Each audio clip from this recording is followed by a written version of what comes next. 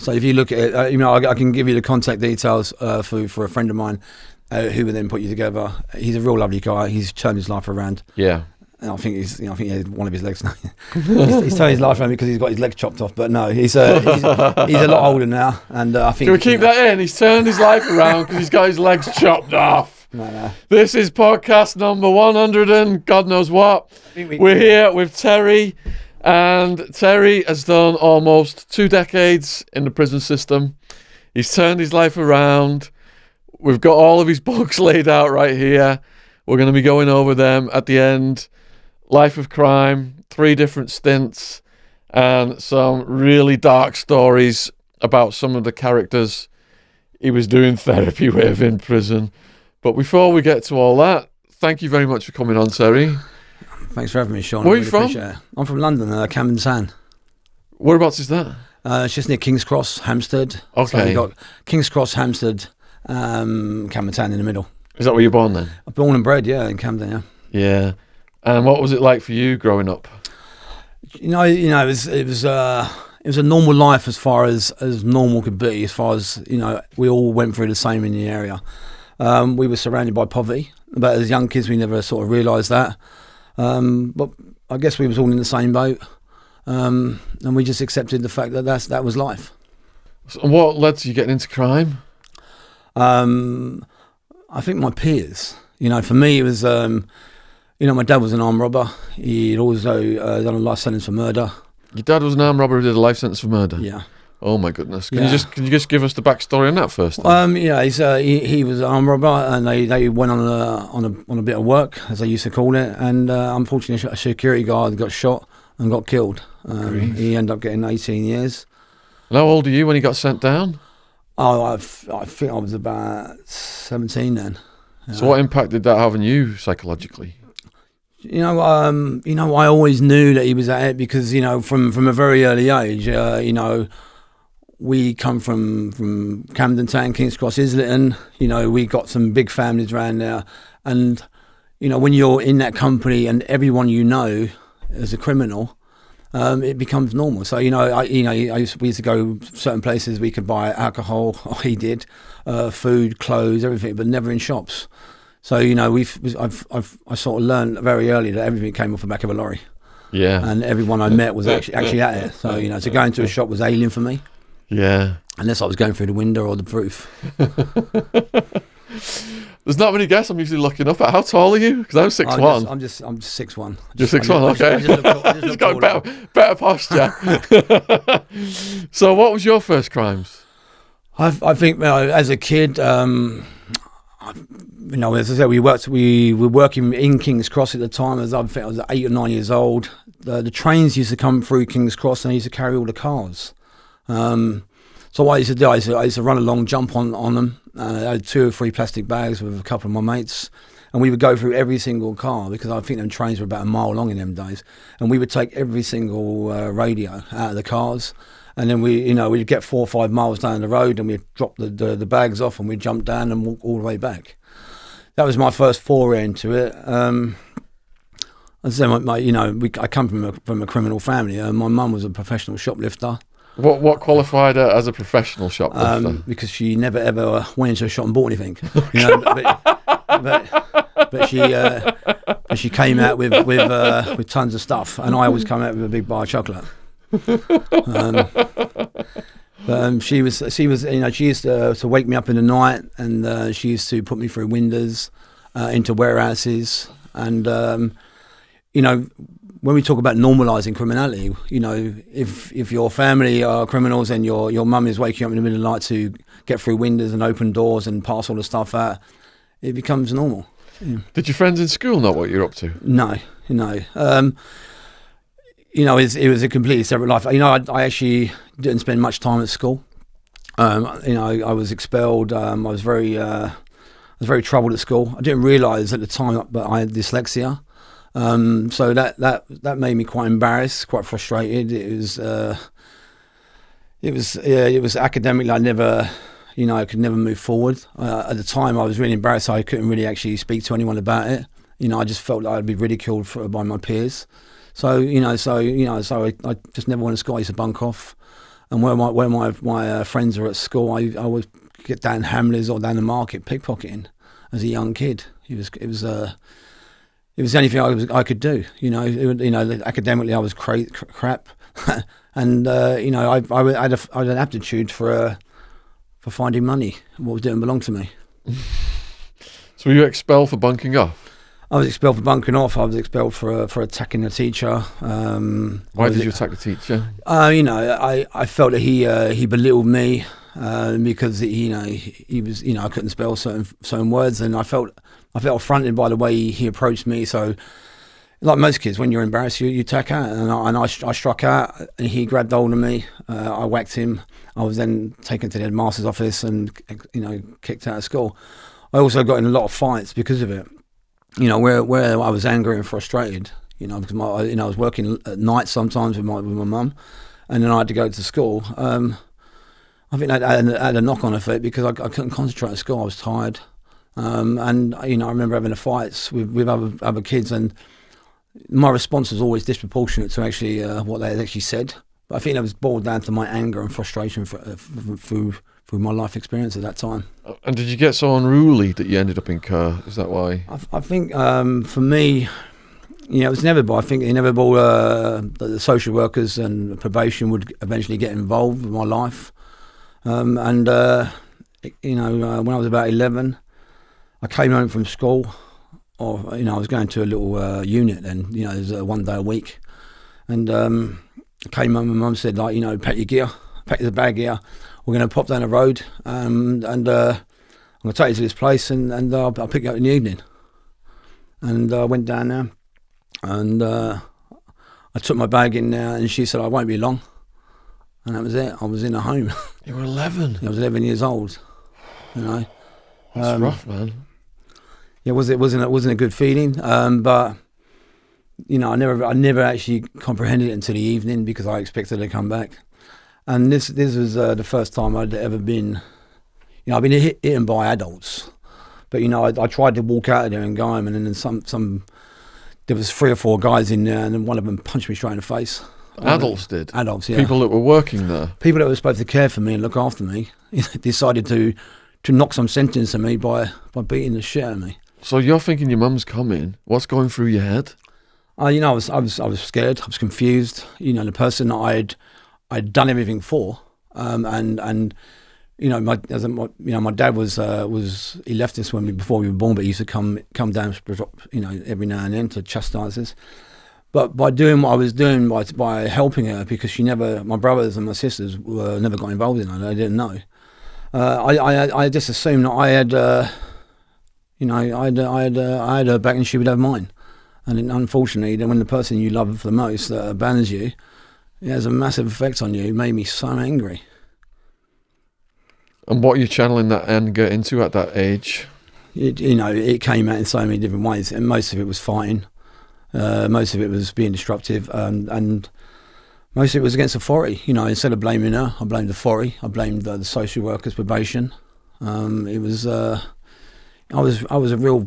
I was a shit, to be honest. As a kid. But they were beating the crap out of you as well, constantly, or.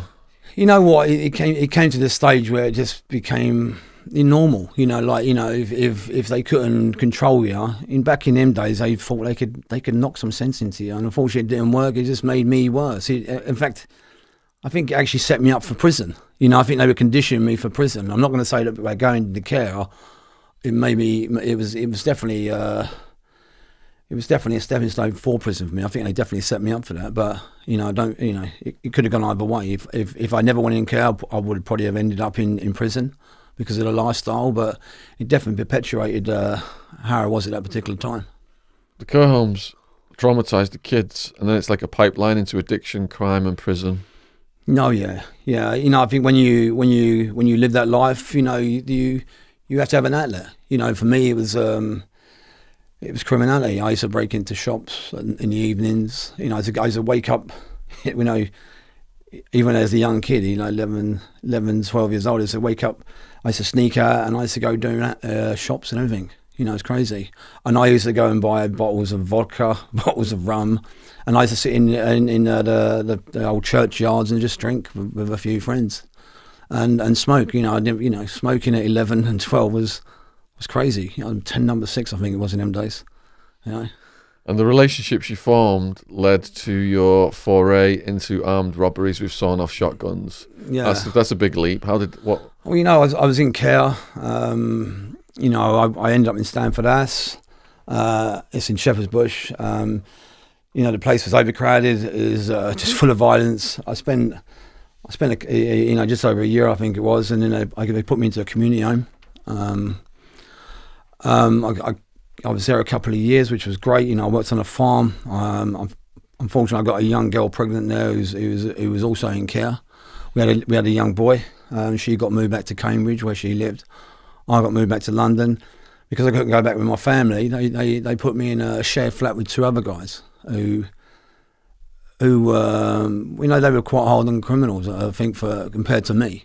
So they were doing armed robberies. And after a few weeks, they asked me if I'd like to join them. And what did you say? Yeah, of course. I jumped at the chance. I was back in London. I didn't have anyone now. I didn't have no money. I think I was getting like 23 quid a week. And all of a sudden, I had this opportunity to walk into somewhere and take a load of money. And I jumped at the chance. I'm not going to lie. It was. Well, you're only a kid, weren't you? Yeah. And you've been brutalised. Yeah. How old were you when you did the first armed robbery? I think I was 17 then. I was 17 years old. So how does that feel to be helpless and hopeless and abandoned, and then all of a sudden you're holding a sawn-off shotgun? I always hear a lot about power and everything else, but I never ever, as a kid, it never jumped at me like that. For me, it was just a means to an end. I never had no money, so it was. I saw these guys with lots of money, and it was an opportunity. I couldn't get a normal job because one, I had dyslexia, and one, I thought I was stupid, and I saw these guys with all the trappings of the nice clothes going out every night, and I jumped at it. It was an easy decision. It wasn't hard. What kind of money were you pulling? I was only pulling about £3,000 or £4,000 every other day. Which was a lot back then. Oh, it's massive. You could buy a car for 500 quid back in them days. And even though it was probably a Vauxhall Viva, wasn't the fastest car. Anyway, I can remember going and doing my first job. I think I got about 6,000 or 7,000 quid out of the post office. I can remember going in there, and I'd been watching this post office for a little while, and I saw the guy because most people were going in the front doors, and he was hit and miss. But I saw this guy. He came to open the post office in the morning. He drove round the back. He emptied his car, and he left the back door open, and then came back out of his car and then parked it across the road. So I just walked in there, and then when he came in, I put a shotgun in his face and told him to get on the floor, tied him up, and then I took the keys to the safe off him because it was on a time lock. Pulled there's a cup on the front of the safe on the time lock. Pulled it off, put a key in, and took all the money out, everything that was in there, and looked at the front. There was about 15, 16 people outside, all waiting for their gyros or to cash him, and they was all banging on the window. And I just walked out the back door, and I was on my way. That sounds very smooth. Were there situations that went wrong? Do you know what is, for me, doing armed robberies was really easy, because, you're walking into a place, you had the gun, and you had 3 or 4 minutes to do it and get away, and the chances of the old bill coming past were pretty slim. So, I didn't really see it as anything other than really easy. But you did get busted and end up in young offenders. Oh yeah. How did the bust come about? We was doing quite a few robberies every week. And it got to the stage where eventually we would get nicked. I can remember I'd rented out a flat in Hampstead, and I was enjoying my life. And I came home one evening about 6 o'clock, and I just felt this. I felt something, and I opened the door. Next thing, the whole place just exploded with old Bill.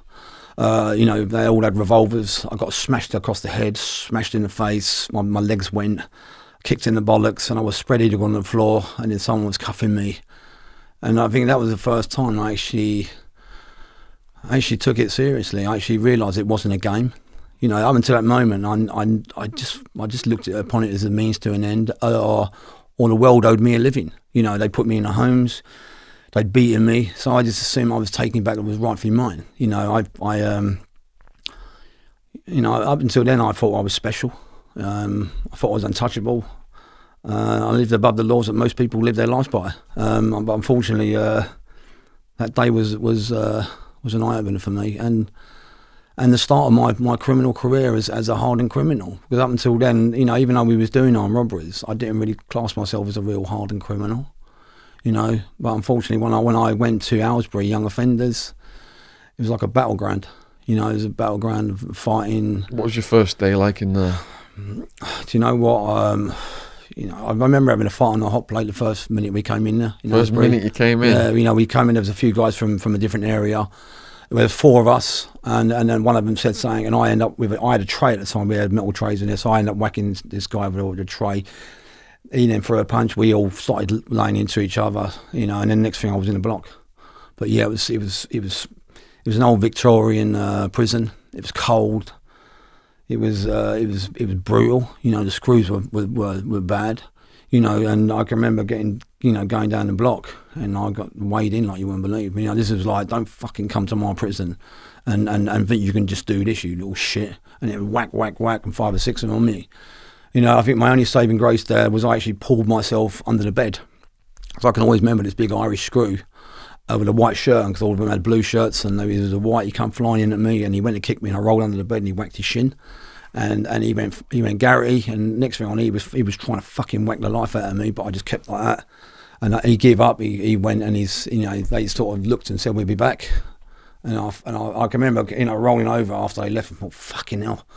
You know, this is, you know, I was terrified. I mean, there was a part of me that wanted to go home and wanted to be back somewhere safe, but you know, it was cold. The bed was nailed down to the floor. It never had a mattress. It was just slats. You know, and there was a piss pot in the corner and a jug of water. And I thought, fucking hell, what has my life turned out like? You know, and here I was. You know, I think I was about 18 then. How long was your sentence? I got 4 years. Did you have to serve 2? I served 2, yeah. What was the worst thing that happened to you over those 2 years?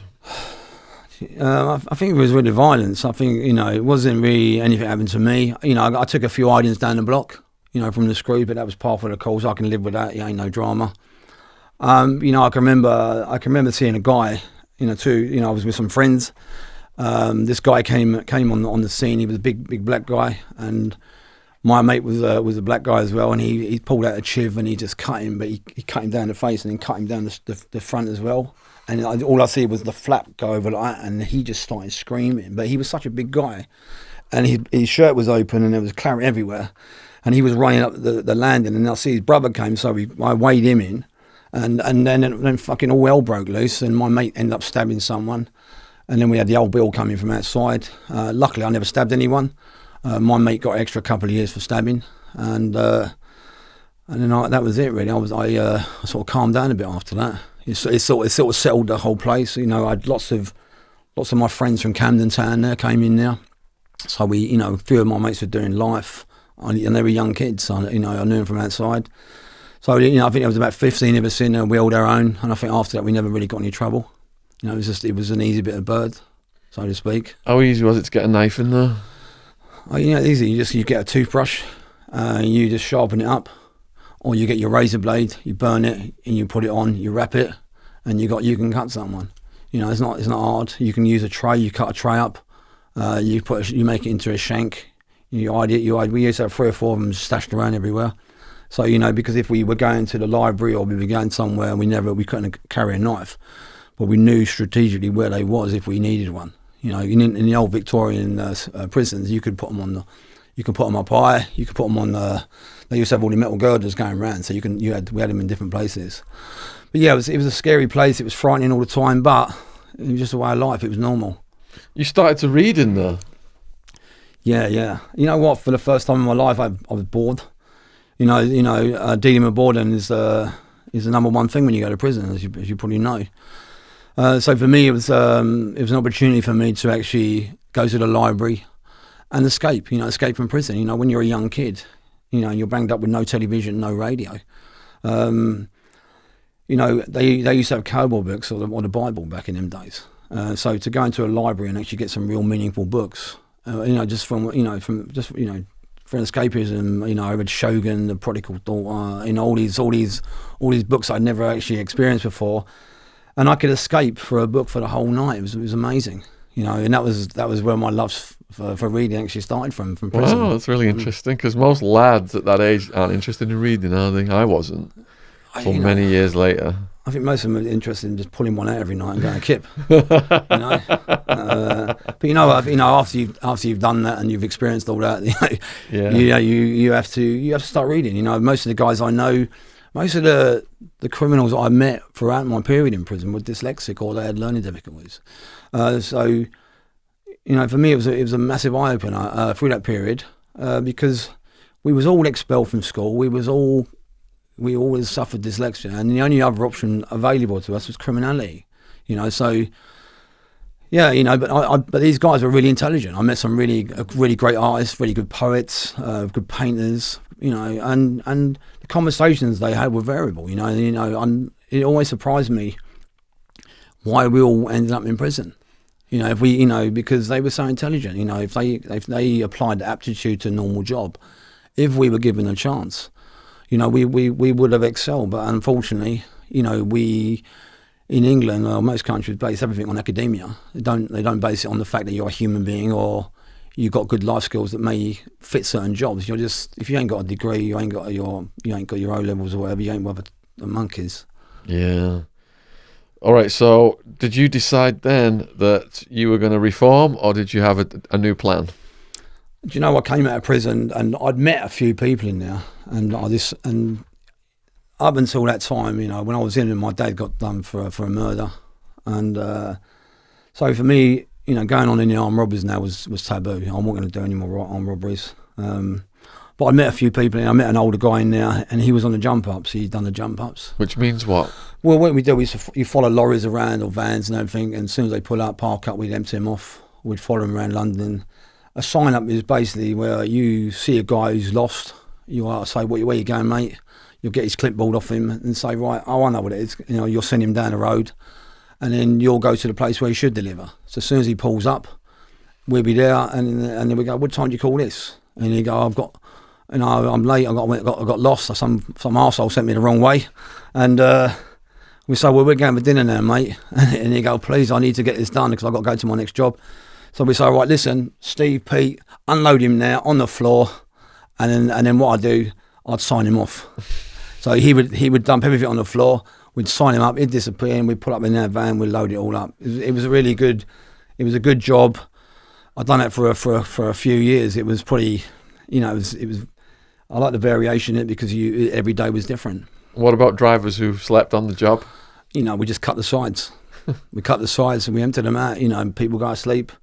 You know, the good thing about them lorries back in them days is that they were separate. You know, you could make a fair bit of noise and no one would come out. But you were getting greedy. I'm very greedy. You know, yeah, we went too far. You know, we were nicking cigarette lorries, we were nicking drink lorries, and it came to the time where, you know, where I just had to get out. You know, we had a big shout up with the old bill. A friend of mine got nicked, so I decided that it must be a different line of work for me. And at that time, there was a lot of puff coming to England then, so I decided to go to Spain. So the heat was on, and the cops, were they actively looking for you? Well, they'd arrested my friend. They'd gone round to somewhere where I was living at the time, and they went to the wrong house. And then they phoned me and said, "Listen, the old Bill just been round here." So I jumped on a plane. I got my passport, jumped on a plane, and then I'm just invented myself as a drug runner. You know, I started buying puff up in Marbella with a few guys, and then we were packing it and we were running it up. You know, it was great. It was a brand new life. It was nice and warm out there, which was great. You know, it was Shangri-La every night. You know, we were in the boozers or in. It was just great. The life was fantastic, and all we had to do for that was go and buy 300 or 400 key every other week, vacuum seal it or use the old sealers, depending on which one we had at the time. and then run it up to Valencia and meet our people up there, and then it would be delivered, not back to England because I would never do that, but it would be delivered to Europe or whatever. And you had a decoy car system that would speed off. Yeah. For us, it wasn't a ad hoc operation. It was well planned. If we was going to Valencia, we would get a car a few days before, so it had the number plates. So we would bring that car back. We would then get a one with Malaga plates in the front, and then we had an English driver behind us. So back in them days, they used to have rolling roadblocks. And so what happens then, if you're driving along, we used to one person would go 5 or 6 kilometres in front, the other guy would stay behind me. And normally, if there was a roadblock, he would then radio or phone or something, so there's a roadblock, pull over. If we missed that opportunity and we missed the turn off and we had to go straight through, normally the guy behind me with the English, I'd phone him and say, right, just go for it, and he would then fly past me, English number plates. The old bill would assume he was a drug dealer, and they would go after him. I would then sliply go past, and I would pull off, and I'd wait till it all calms down. We'd radio each other, and then we'd go and finish the job. It was quite hairy. It was quite exciting. It was also, when you work hard, you play hard. So, at that time I was drinking a lot. I was partying every night. But it was just the same thing every week. Nothing. I was not achieving anything apart from earning loads of money. But my kids were back in England. My ex-girlfriend was back in England. So it was a trade-off. I was earning loads of money, sending it back, but at the same time I was leading a double life, which on reflection, it wasn't a very good one, because I was out with different women every night drinking. And what started off as something really good, to feed my kids and look after my girlfriend and give her a completely different life, turned into something really shit, so. But that was the cost of being a criminal. There was a bigger cost for a friend of yours back then who fell asleep behind the wheel. Yeah, he was. Well, we used to have races back. When we were the three of us, we used to try and race back and see who was the first one back. And I can remember I got back and he wasn't there, so I went home. I never thought nothing of it. And then my mate phoned me, the next day and said, like, you know that what's his name? He fucking went off a cliff the other night. And I was shocked. It's hard when you lose a friend. Did that make you rethink that you might want to change your ways, losing a friend? You know what? I think the reason I got into criminality and the reason I was able to do the things I didn't really have any empathy. I never got in touch with that side of me. So when he died, I felt away. I felt a loss. But you know what? It was okay. What should we do now? So I just jumped on a plane back to England, and I jumped on another plane and went to Amsterdam. What was your plan for Holland? I got involved with some ex-military guys from Yugoslavia and Serbians. I knew at that time. I knew them in Spain, and for us, we concentrated on their side for sending stuff back to them. And then we got involved with the ease, the ecstasy, and at that time, ecstasy was just taking off. It was like 25 quid a tab. And we were buying them for like £1, and it was a no-brainer. I'd walk into a place and there'd be like, there'd be bucket loads of ease, and we'd just be bagging. What year was that? I think it was the early 90s. Yeah, 94, I think it was. Yeah, when I was over there, and that was a real. Amsterdam for me was like a different world.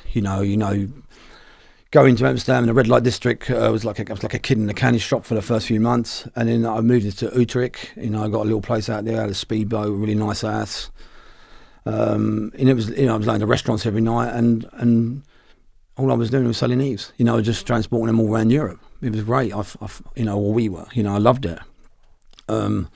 We also got involved in other stuff, coke and everything else. I was actually driving a load of stuff down to France at the time, and my two guys I was working with, so I won't give his name, sorry. He got shot and got killed. He got shot in the nut. For what reason? Well, at that time you had a lot of Russians, Serbians, and everyone coming over. Life started to become very cheap.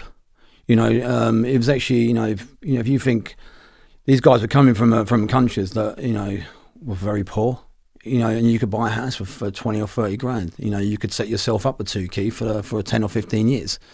So, you know, you then had the guys that were working over there who didn't think twice about going on a meet with a couple £100,000, you know, to go and buy, you know, 5 or 10 kilos of whatever. So when they got there, you know, instead of picking up gear, they were picking up one in the head. And that's what happened to my pal. My other pal at the time got shot in the back, and he was a cripple. And that was you know, again, I like these guys. I went out with them every night, and they were like my brothers. But you know, what were the circumstances of him getting shot? They went on the meet and they were robbed. You know, they tried to get robbed. They fought back, and it all ended really badly for him.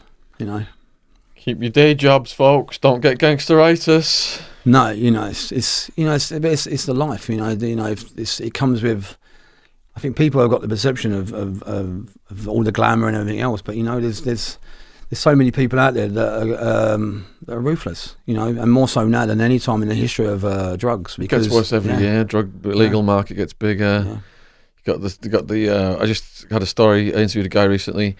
Some people were dealing, and the Albanians showed up and took their eyeballs out. Well, the Albanians now is, you know, basically running. They're running Amsterdam. They run all the everything over there. Yeah. You know, if the Russians were pretty, you know, ruthless when they was in Spain when we was over there, and the Albanians now are even worse. Yeah. You know, so, you know, I was actually glad to get out of there.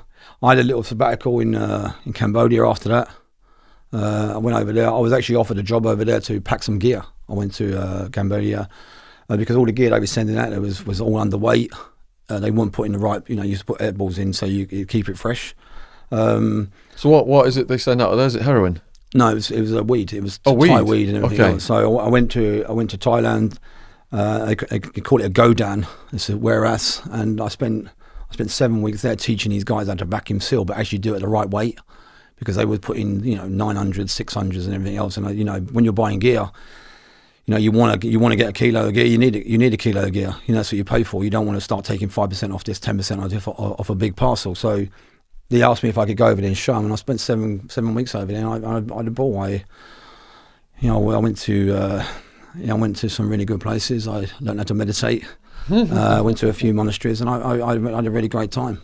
Yeah, what's the food like out there? Food was lovely. The poverty was insane. Is it? You know, I can remember.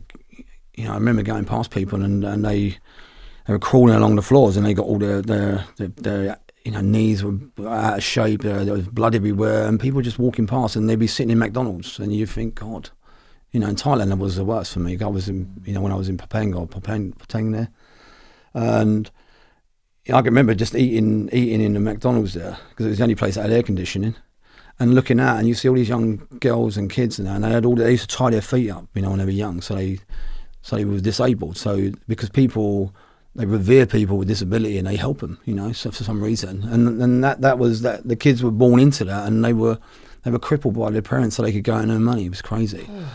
And to see it was quite an eye opener. It sort of puts a few things into perspective, you know. I was glad to get out of there, to be honest. You know, it wasn't really my thing. It was quite seedy, quite brutal. But you know, I met some really nice people over there, like everywhere. But they was all villains. And with that comes, you know, they're ruthless. You know, they don't give a monkeys about human life or anybody. So I decided to come back, and I ended up in France. What was your plan now? My plan was just to chill out for a little while, you know, yeah. and just take it easy. And then I got in touch with a few friends of mine. We then rented out a warehouse, and then I was doing loads of cigarettes, you know, just from Luxembourg, Germany, and all that. And I spent a long time doing that. And then you know, I came back to England to see some people. And then I ended up going to the farm where we used to send the gear back, and there's a farm. And as I went down there, I can remember I used to have a Jeep as well when I was in England, so my mates would pick it up for me and bring it over to me, or bring it when I came back. My mate dropped the Jeep off for me, and he couldn't drive. I think it was a 3.5 tonner. I think it was, big Luton lorry. I think it was at the time. He couldn't drive it, so I said, "Oh fuck, I'll drive it." So So I think the old bill were on me then. They was on my case because they knew that I was going to that place. But I didn't know at the time. So I jumped in the van, in the Luton lorry van it was, and he drove off in my Jeep. So the time I caught up with him, I was about 600 or 700 yards at the road. I see him pull into the farm, and then all of a sudden I see a fucking Land Rover come flying out of nowhere, smash through the other fence. There was another Land Rover come out of where they were because the lorry was parked inside, and old Bill come from everywhere. They had all guns and everything else, and I think they thought it was cocaine, but it was only cigarettes. And I think all I saw was my mate there and a few of them, and they was all fucking on the floor. And I just drove off. Fuck me, I'm pretty lucky. I disappeared, and then because my car was there, I had to phone the old Bill up. I phoned Customs and Excise and said, I've been away for a little while. I just come back to England. I can't find my car, and they said we want to have a word with you. So I said, well, what for? And they said, they raided my house, my girlfriend's house, who I was seeing. It was a moment. So, but the funny thing was that in Customs and Excise, they do things really different from anything else. They actually give you all the questions before they actually come and see you. So I answered all the questions. I looked at all the questions and I answered the ones I want. I spent, a few months going back and forth to court, and I ended up getting not guilty. They never had no evidence, no fingerprints, no evidence. And I got off on a technicality. And I think because it wasn't cocaine and it wasn't guns, they were pretty relieved. So they gave one of my pals 12 months in prison. And he was okay with it. It wasn't a drama, So I thought at this time I got to really just knuckle down. I was with a girl then, her name was Sunshine. Her sister was called Sadie Frost. She was married to Jude Law. She had a couple of kids by Gary Kemp. So for me, I came back and I thought I've got to go under the radar. And at that time, I actually thought I was okay. And then she phoned me one day and she said, there's a guy outside and he's cleaning, he's painting the lights outside on the street. And I said, well, why the fucking hell are you phoning me for? She said, because he ain't got a paintbrush in his hand. I said, what do you mean? She said, he's pretending to paint. And then so I said, because I thought she must have been on something. So I said, because we used to have cameras all around the house. So I went back and looked on the camera, and what it was the old Bill. Of course. They were pretending to paint. They went on one of cherry pickers, and they put a camera right outside my ass. And when I looked on the other cameras, they were creeping around in the mornings and that, but they never realised that we had bird boxes everywhere, but instead of putting feed in, we put cameras in them, and we could see everything that was going on. So for me, it was just like I shut down everything. I thought, fuck it, I ain't doing nothing else. I knew they only had the money for a couple of weeks, Obbo on me, and I decided to sort of change my life a little bit. So I was out with Kate Moss every night. You were out with Kate Moss every night? Yeah, how was that? It was nice, we used to go drinking with Sadie and all that, because Sunshine's a sister. And it was nice. We'd go ice skating and go to, have something to eat. It was really nice, And were those guys staying sober? Don't get yourself in trouble. No, I don't want to get myself in trouble. You know what? I think at that time, because I think Sadie was having a lot of trouble with, no matter where she went, the cameras were there. Mm. And this was a time when the news of the world was bugging her phone. So, there was a lot of paranoia. And I think it was definitely because of that, nothing else. I never ever saw anyone taking any drugs, put it that way. No alleged drug taking, but the police are on your case again. Yeah. You can only live so. You can only have a few months off in the drug game. You know what I mean? You don't get holiday pay. So I had to go. I had to go back. I had a lifestyle to maintain. I had two houses. I bought a nice house in Camden Town. We bought an house up in Endon. It was about $1.5 million. That was, and I had to go back to work. So I knew some people. I knew some Colombians that I knew. I knew some Colombians. And the Colombians at that time were bringing in. They were coming in every week with gear. Coke. Yeah. And I had a link, and that link supplied me with 10 or 15 bits every single day. So what year was this then with the coke? Oh, this was about, was it? Remember 9/11? Remember when the tower blocks, 9/11? Yes, 2001 was that? Yeah, 2000. So this was about 2000 it was, yeah? Okay. Just a year before, so 2000-ish. 2000, yeah, 2000. So 10 years after Escobar then? Yeah. So, yeah, I can always remember 9/11. I'll come to that in a second. So I was working with them and everything was going really well. We was doing bundles and bundles. We was earning a good living. I had a pretty fruitful life. My kids were being looked after. I gave them money. I split up with my girlfriend at that time, in that period, and I was living with my new girlfriend. And, it just seemed to go so well. I had a few guys working for me, dropping off gear, and it couldn't get any better. My life was fantastic. I had 3 or 4 Weimaraners in the back garden. We were going to Spain on holiday. We were going everywhere. We were just doing nice things. And then 9/11 hit, when the tower blocks went up.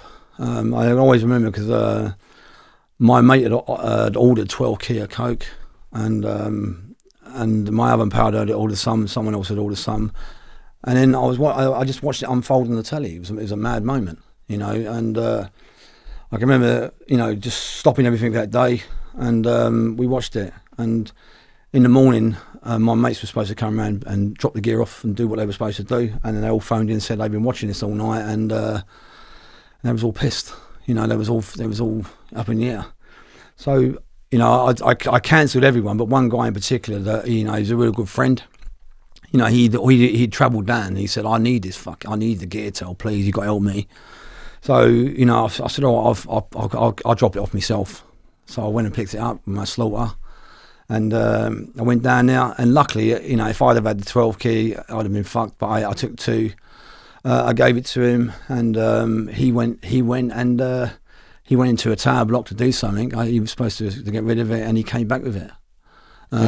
He came back with it, and just as he came out the door, the whole fucking car that I was in exploded with Old Bill. There was 2 traffic wardens dressed as Old Bill, or two Old Bill dressed as traffic wardens. They came through the sides. I was getting whacked everywhere, and they came through every. I had a Mercedes then, and we had a Mercedes there. All the doors came through. I pulled out the car. The windows were going in, and I thought, "What the fuck has happened there?" I saw him, and I thought, "Fucking hell!" Why the fuck have you walked out of that door? And it was at that moment I realised that it was ended. My life was fucking in ruins. Everything I'd supposed to be achieved was now going to go down the pan. Snakes and ladders. Yeah. So so I was arrested. I spent a few days in a being questioned, and no comment. And then I got done for knowing you're concerned in drugs, selling and all that bollocks. Yeah, and they gave me 6 years. How much were you getting your kilos for? I think at that time we were getting them for 23, between 23, 25, 26, depending on what groups were coming in. They were going at about 30, 32, 33, 34s then. So, the markup was massive because the people bringing them in didn't have a clue. They had the stuff, but we had the outlet, sorry. And it was a real good partnership for a few years. It was so good, it was unbelievable. But like anything, you deal in shit, and you deal in misery, and you got to pay the piper. And that day was probably one of the worst for me because I was just about to move to Spain and retire. I was going to sell the houses. We'd arranged. We'd been over there looking at a gaff, and I was going to rent that one. I'd loads. I'd quite a few quid at that time, and I realised that moment, everything I had is going to go tomorrow. It's going to go because it's going to get confiscated, and it did. It all went. The money.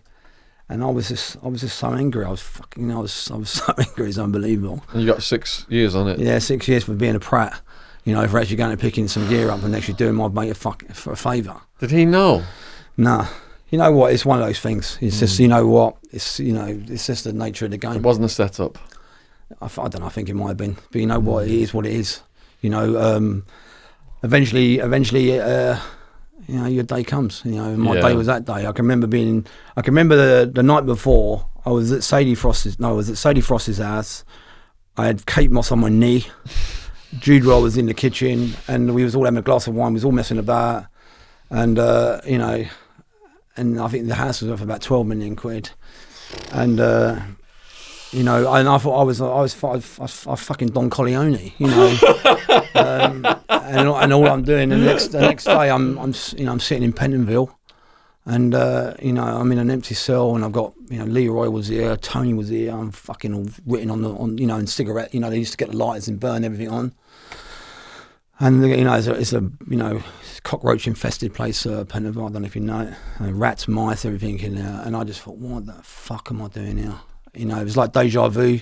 You know, I've been there, done it before, so it was nothing new to me. But you know, the thought of having to do whatever time I had to do was a nightmare. Did you get along with everybody, or did people try and test you? You know, I got along with it. You know what? I come from a pretty good area, and you know what? I can make one phone call outside. I could have phone cards sent in. I could have money there. I could have a phone. It ain't no drama. So you know, my life in prison was just the same as it was at. You know, I even was getting bottles of Cavourcio over the fucking wall, you know, and having a drink. I can remember meeting a psychologist in there, and she actually said, have you been drinking? I said, how the fuck am I going to get drinking it? And I think it was about 8:30 in the morning. But it wasn't, nothing had changed. The only thing was, it was my surroundings. You know, we never got no trouble. You know, when you're younger and young offenders, you know what, it's got to be the worst place in the world, because everyone's trying to prove themselves. You know, testosterone levels are up.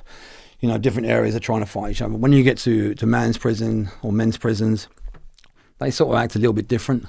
You know, it's about mutual respect. It's about having decent conversations. It's about getting through your bird and getting to the other end. You know, it's not about fighting. It's not about all that crap. It does go on. You know, the young ones, it's more gladiator school, isn't it? Yeah, because they're all trying to prove themselves. You know, but the older ones, when it goes down, it's less. It goes down less, but it's more serious, isn't it? If you know, when it goes down with the older lot, it's you know, you're in trouble. Yeah. You know, I've seen guys. You know, I've seen guys get jugged with oil. I've seen guys get jugged with sugar and water. What did that? What happened to the person who that happened to? Oh, it's terrible. You know what? I think the most thing for me is the screams. They scream the place down. You know, I don't know if you've ever got a little bit of oil on your hand when you're cooking. Yeah. You know, if it drips on you and you can't get it off.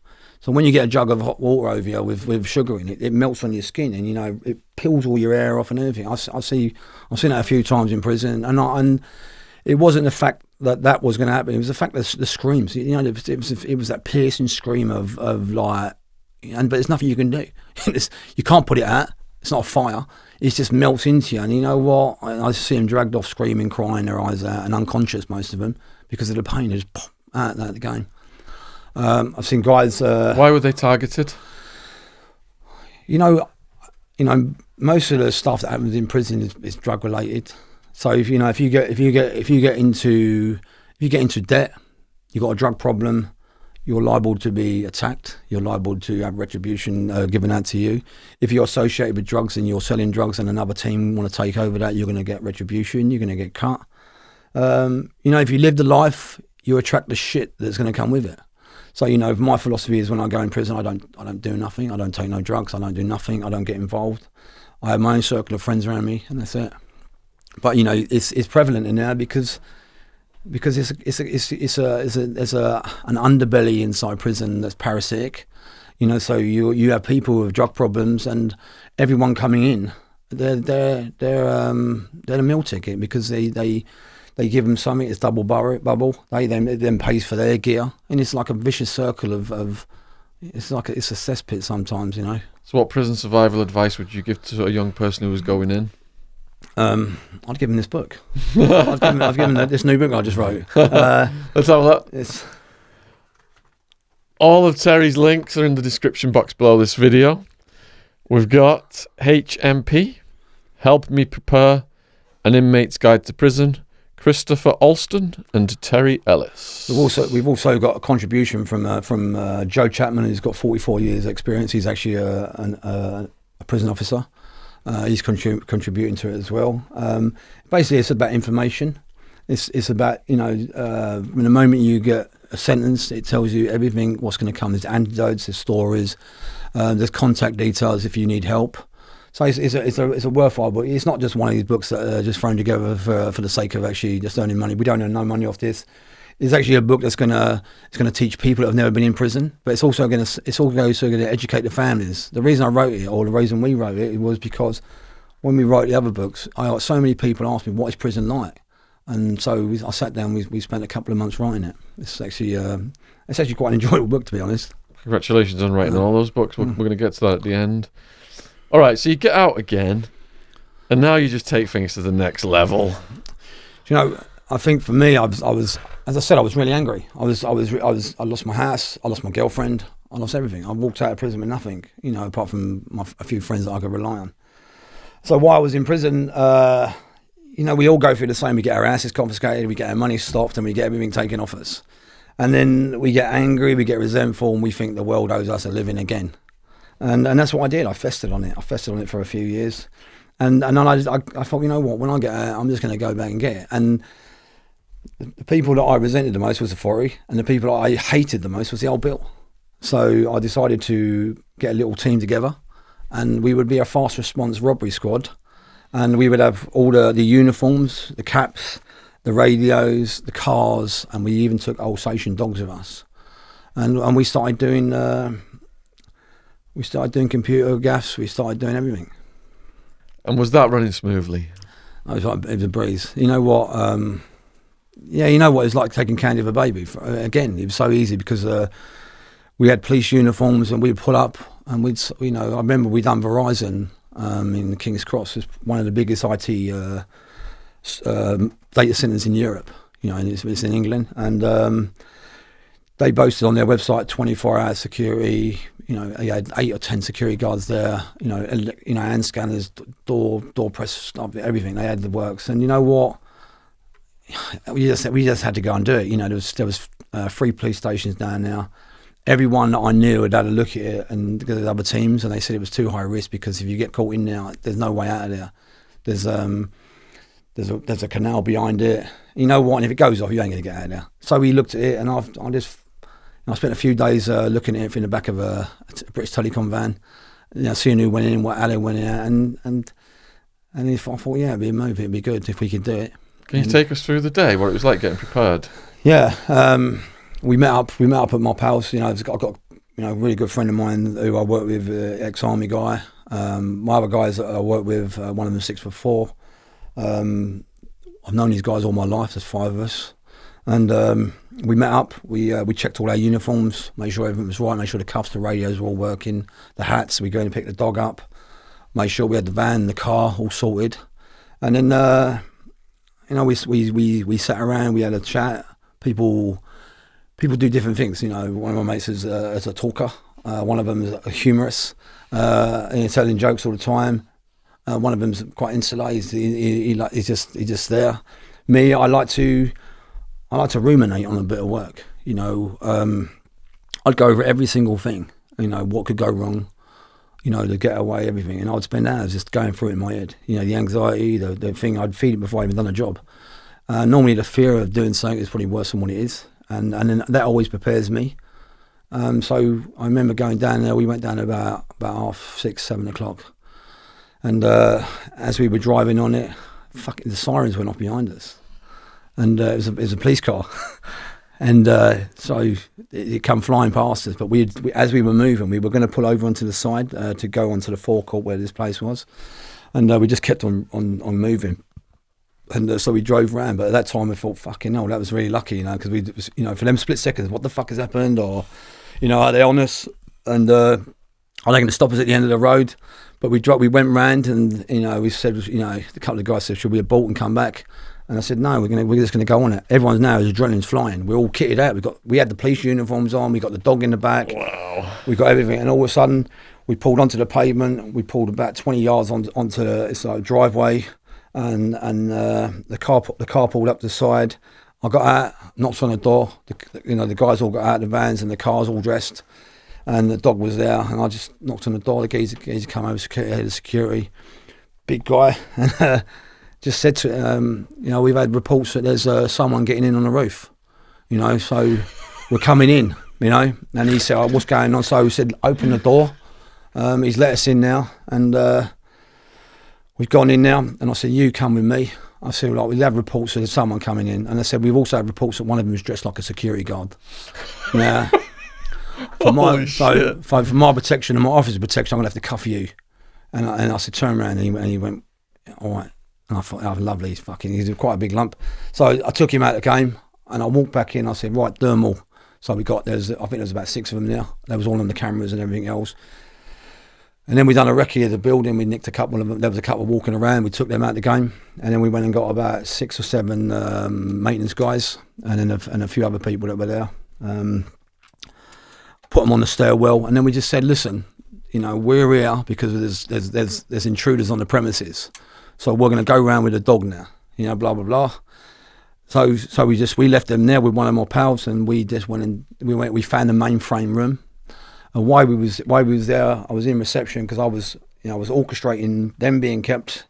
I was making sure that everything else was working, and all of a sudden the phone went off in the reception, and I didn't realise at that time that they had another live stream security company on where we were, but it was on the door that we went in. So I picked it up, and I said, "What's going on? All the cameras have gone down because we pulled all the live feeds out." I said, we've had a major surge through the system, through the mainframe system, and this will be up and running in about 15 to 20 minutes. Is there a problem? And he went, okay, no problem, and I'll call you back. And I put the phone down, radioed everyone, said, listen, we've got an on top. I said, we need to start moving. But you know what? We had to drill all the motherboards out, so that takes about 45 minutes. So as the time was ticking by, we had old Bill coming past. We had all these people wrapped up in the stairwell, and we had maintenance people coming in. And then it got to the stage, right? I think we had 16 pairs of handcuffs, and they was all tied up. They was all wrapped up, and I ran out of handcuffs. And I had these two guys coming in, and I just told them to get in the lift and go to their floor, because we'd had an incident. So they went in, and then we just calmed down. It was calm. And then all of a sudden we got the shout, let's go. So we brought all the bags up. This is why they called it the Ocean's 11 job, because we had the police uniform, but we had all washing bags, washing bags, and there was all a line of them, about 20 of them. So we all then went behind them, and we walked out. So we had 2 in each hand, and we all walked out. And then we came back and done it again. And then we took I said to all the security guys, I'm really, really sorry for inconveniencing you all, and hopefully someone's going to come and release you in a minute, and that'll be it, and we'll be on our way. And then everyone went out. I knocked the door, and that was it. I was in the van, and about 45 minutes we were back on the plot, and it was just a relief. We went and dumped all the gear, dumped the vans, burnt them out, everything else, and we ended up about 1:30 in the morning, finished. Got back to my pal's house, and that was when we just sort of unwind, had a few beers, had a laugh and a joke, and then we were on our way home. Who was in charge of counting the cash? It was that time. It was motherboards, so it was all motherboards. So motherboards are computer chips. So you get about 20. Oh. So you get computer chips in them. For the last few years when we were doing it, you could nick £1 million.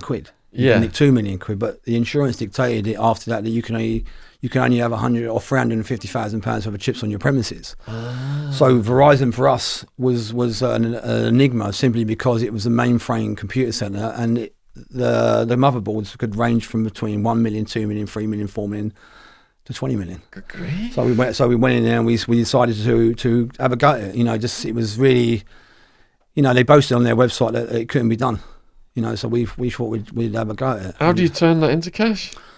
You got people that buy it. They break them down. They sell them. So the headlines ranged from 1 million to 5 million that you guys took.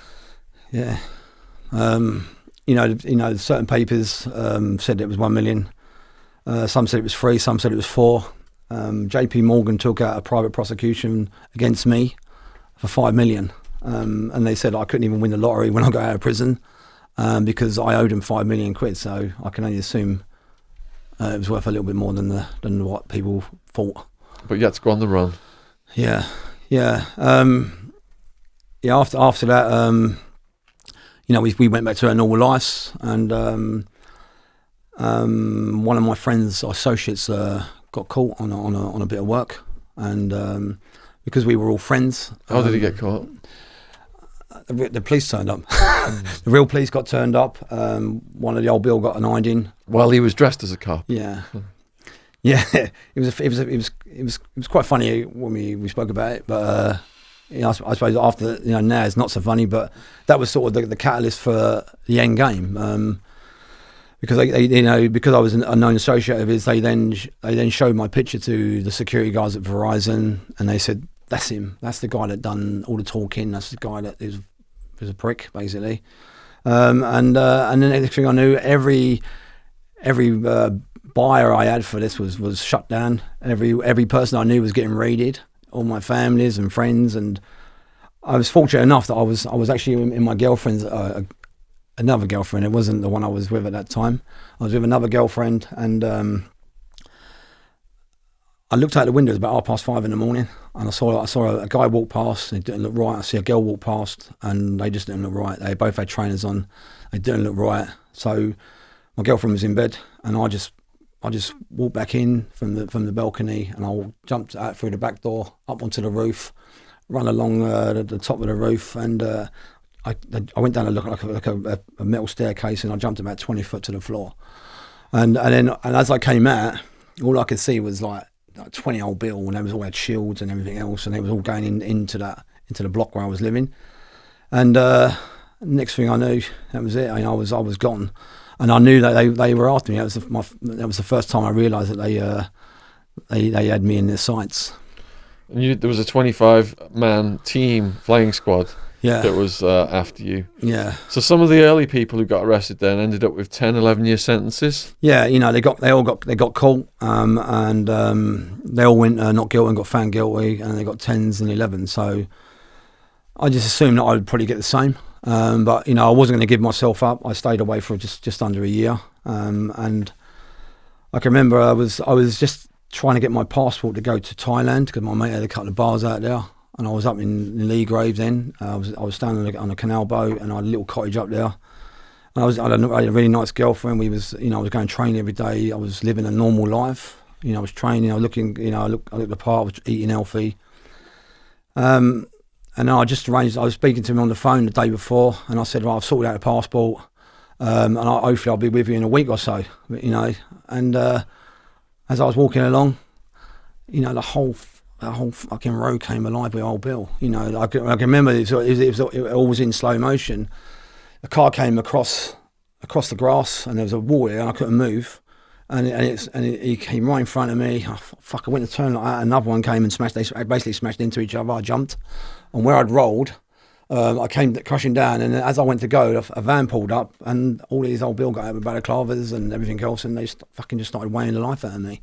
They handcuffed me, and for a moment they thought I was the wrong person, because they were holding this picture up as him because they thought I was 6'4". For some reason the old Bill got nicked or got whacked on the other job. He had turned around and said the guy that hit him was me. It wasn't, and said that I was 6'4".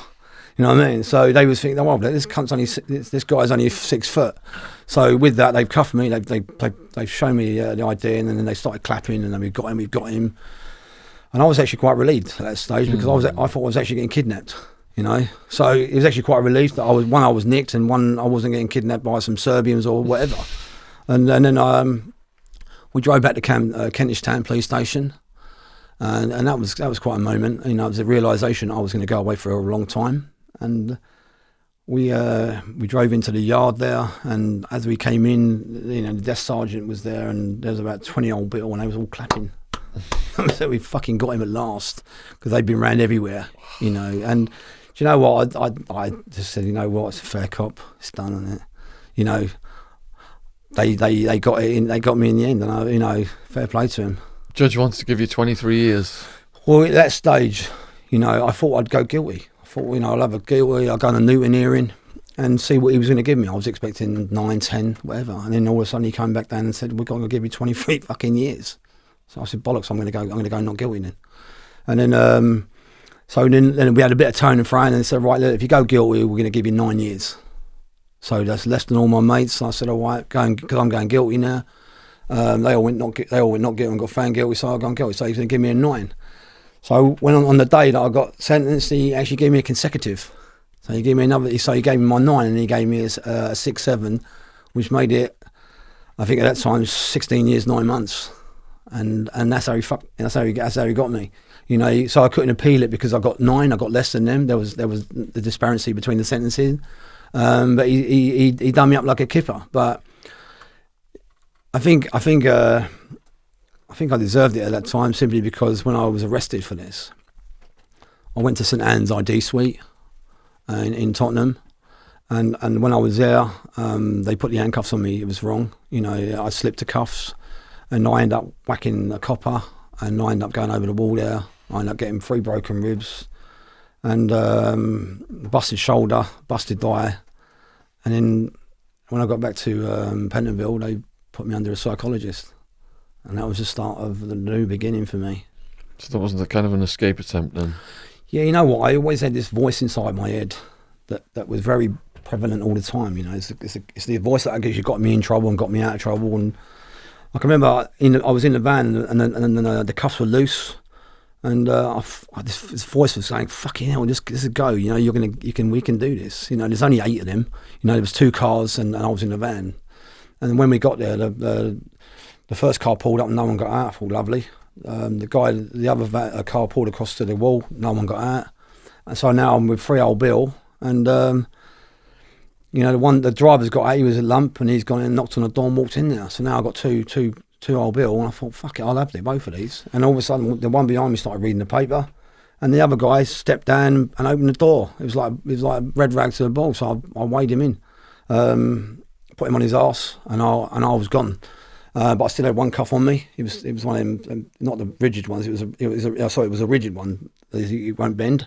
So I've gone flying around the corner. There's a couple of old Bill come through the gate, and I thought, oh, fuck, I've had to come back on myself. By this time, they've all come. Everyone's got out of the cars, everything else. And I've run on top of a car, onto a van, jumped at the wall, and I was just about to pull myself up. Then all of a sudden, an arm's gone around my neck. And then all of a sudden, I'm trying to pull myself up, this fucking handcuff stuck on the wall on top of it. I can't move. And all of a sudden, I've gone down. And next thing, I'm getting weighed in again. And then, you know, just a stroke of luck that my barrister had walked in there and said, look, God, what's happening here? You know, and I said, well, look, they've just fucking jumped me, you know. And he then made sure they didn't beat me. And they took me back to Pentonville, where I was charged with escape, assault and everything else. And I think that's the reason why I got the extra sentence, because I was a fucking idiot. On the back of my book Hard Time, which became a reoccurring theme for me in max security in Arizona, you see the picture of the cockroach? Yeah. Oh God, yeah. I hear you've got some stories. Yeah. Well, you know what, I was in the block for a little while, and then, you know, it was covered in cockroaches. You know, I had to tie all my bags up because I was running alive in there. And then they moved me to the main wing. And I thought, I was in the patches at the time, and they gave me the number 1 cell. When I walked in, it was just like, I couldn't believe it. There was cockroaches everywhere. So I cleaned the whole cell, and I can go into a bank, anything. I can do anything, and I'm not scared of anything. And these little fucking things were climbing everywhere. You know, where I picked up a cup, they run out. And I can remember, you know, thinking, God, is this my life? And then I was laying there one night, and the cockroach fell in my face, and I got up and smashed my head on the bunk, and I was going fucking spare, you know. And I then went and spoke to the governor, and he said, "Don't tell anyone because they'll all want one." So I thought, you know what, I'll show you. So what I did, I went back to my cell, and over a couple of week periods, I've got this black HMP bag, put it up on the wall. And I started catching instead of killing them, I started catching them and putting them in there. I've had about 120, I remember. And they were doing the inspection, and there was about 15 or 20 women there and guys and everything. I was all there with the clipboards, and they'd painted the wing all fresh. And one of my mates had bought me some chickens because he worked on the hot plate, and left my door open. So my door was open, I had all the cockroaches on it, and then I heard all these people out there. So I looked at it and I see the governor. I thought, oh, fucking, wouldn't it be great if I could get him. So he then edged himself up to me, and there's a pool table outside my cell, and the screws that are normally looking after him were pretty relaxed because there was no one out apart from all these people. So they was in the office, There was one by the side of him, and I thought, I've got to do this. So I cracked the door a little bit, picked up the bag, and I walked out and I put it over his head. And then I threw all the cockroaches over all of them, and they was all screaming and everything else. And then next thing I knew, I was heading down the block, and I was getting a pretty good kick in. You know what I mean? But I think the actual screws actually found it quite funny because they never really gave me a proper riding. They was actually quite lenient compared to what they were normally like. And next day, I was woken up at 1:30 in the morning and told I was no longer welcome in Pentonville prison. And they were fucking kicking me out to Wandsworth. So off I went, 1:30 in the morning, down to reception. I was met with, there was 3 or 4 other guys there that were very disruptive, like myself, I think. And we was all put on the sweatbox the next morning and carted off. Any big names like Bronson? You know what? I was just sending my book as Johnny. No, there wasn't any big names. You know what? I met some real good characters over that period. In my time in prison, one of them in particular stands out was Ronnie O'Sullivan.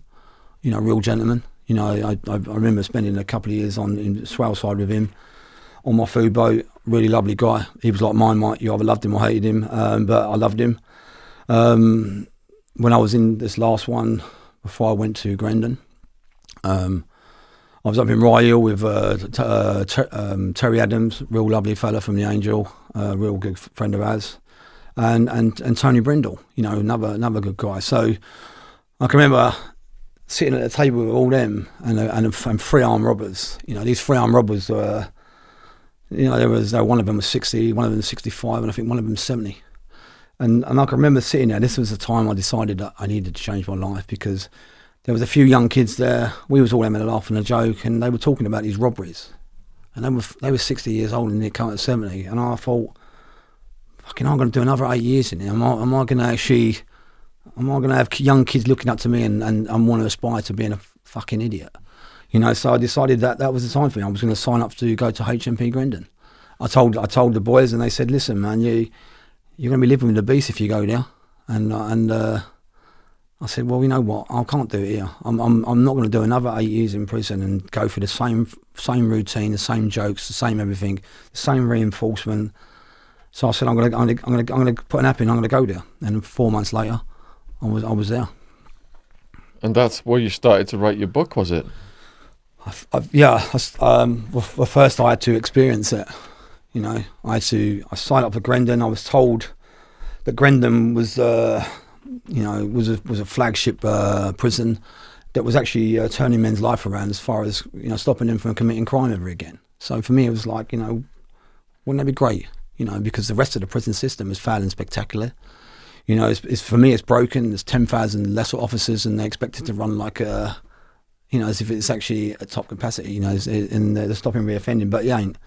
It's just a joke. So for me, it was either stay there, go through all the rehabilitation programs, which I knew that didn't work, and just go through the motions or the pretense or the perception of change. Or do I give myself an opportunity to change my life by going to therapy? Grendon was unique by its regime because the whole prison was lent over to therapy. It housed 228 men.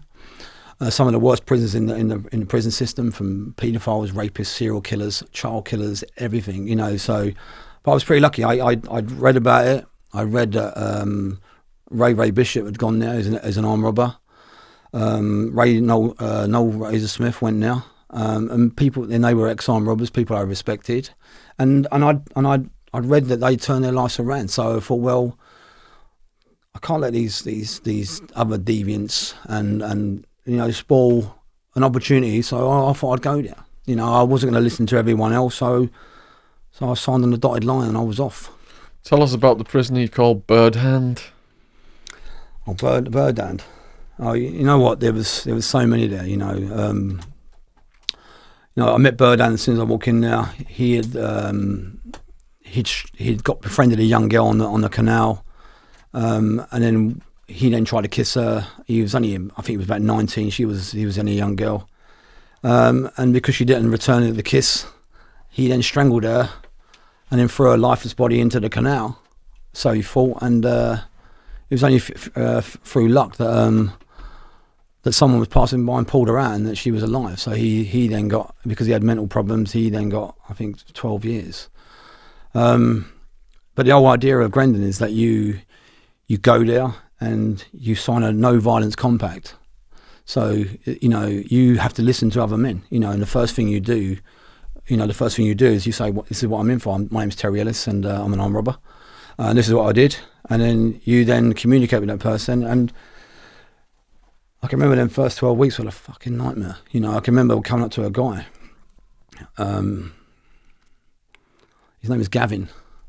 And he said he'd split up with his girlfriend. So the funny thing is, when you start talking to someone, they start reliving it. And they actually go through the motions and they live it. So it makes it more... The stories that you hear in Grendon are not like mainstream prisons. In mainstream prisons, you hear stories, but they're all reinforced, bits of crap that you How much money I robbed and how many birds I was with in Las Vegas. But all of a sudden, I got this guy in front of me, and my name's Gavin, and I'd split up. I was separating from my wife. We were going for a messy divorce, but we were both living together, and I had a 9-year-old daughter and a 6-year-old daughter, and I woke up in the middle of the night and decided to kill myself, and I had a bottle of whiskey and I had a bottle of pills, and I started taking a pill and having a drink, and my daughter came down. I was crying, and she said, "Daddy, what? Why are you so upset?" And he said, "I'm going to heaven." And then she said, "Daddy, can I come with you?" And he said, "Yeah."